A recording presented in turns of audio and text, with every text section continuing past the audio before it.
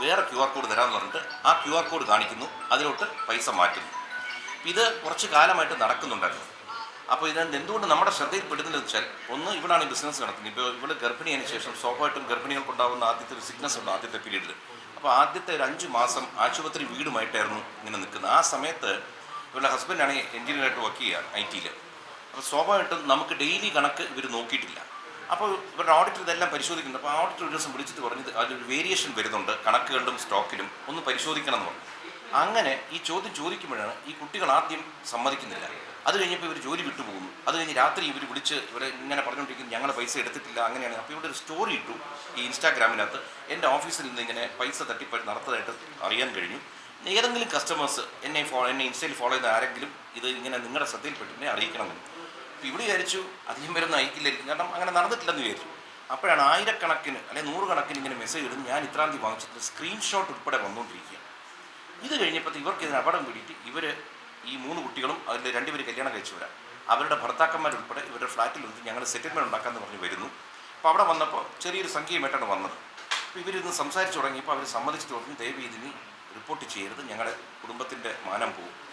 അപ്പോൾ ഇവർ പൈസ തരാമെന്ന് പറഞ്ഞു. അപ്പോൾ സ്വാഭാവികമായിട്ട് എന്നെയൊക്കെ വിളിച്ചു വരുത്തി. അപ്പോൾ ഞങ്ങളെല്ലാം വന്നപ്പോഴത്തേക്ക് ഒരു ഫ്ലാറ്റിൻ്റെ താഴെ അസോസിയേഷൻ്റെ ഹാളിൽ നമ്മൾ ഇരിക്കുമ്പോൾ അവർ കുറച്ച് പറഞ്ഞു, ഷുമാർ ഇങ്ങനെ ഞങ്ങൾക്കൊരു അസൗകര്യമുണ്ട്, ഇവിടെ നിങ്ങൾ പോകണം.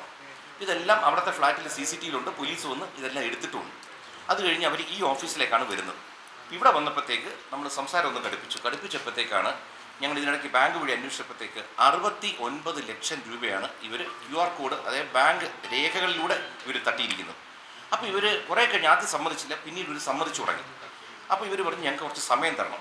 അപ്പോൾ ഇതിനിടയ്ക്ക് ഇവിടെ ഒരു കുട്ടിയുടെ ഭർത്താവ് ഇവിടെ നിന്ന് പുറത്തുപോയി ഒരു 3 മണിക്കൂറിനകത്ത് തിരിച്ചു വരുന്നു.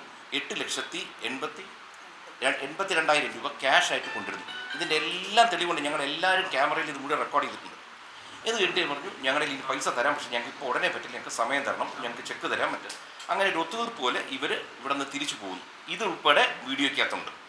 ഇത് കഴിഞ്ഞിട്ട് അന്ന് രാത്രിയോ എൻ്റെ അടുത്ത ദിവസം രാത്രിയോ മകളെ വിളിച്ചിട്ട് ഭീഷണിപ്പെടുത്തുന്നു, ഞങ്ങൾക്ക് ഇതിനകത്ത് ഒരു പൈസ തരാൻ, ഇനി ഞങ്ങളെ മേലിൽ വിളിക്കരുത്, വിളിച്ചാൽ അങ്ങനെ ചെയ്യും ഇങ്ങനെ ചെയ്യും.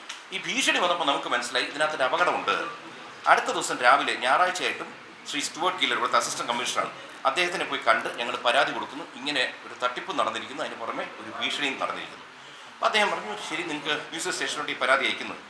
ഞങ്ങൾ ഈ പരാതി കൊടുത്തതിന് അടുത്ത ദിവസം ഇവർ ഈ തട്ടിപ്പ് നടത്തിയ കുട്ടികൾ അവരവിടെ വന്നൊരു പരാതി കൊടുക്കുന്നു. ഞങ്ങൾ അവരെ എവിടെന്നോ ഒരു അജ്ഞാത സംഘത്തിലേക്ക് തട്ടിക്കൊണ്ടുപോയി അവരെ കെട്ടിയിട്ട് ഇടിച്ച് അവരിൽ നിന്ന് പൈസ എടുത്തിരിക്കുന്നു.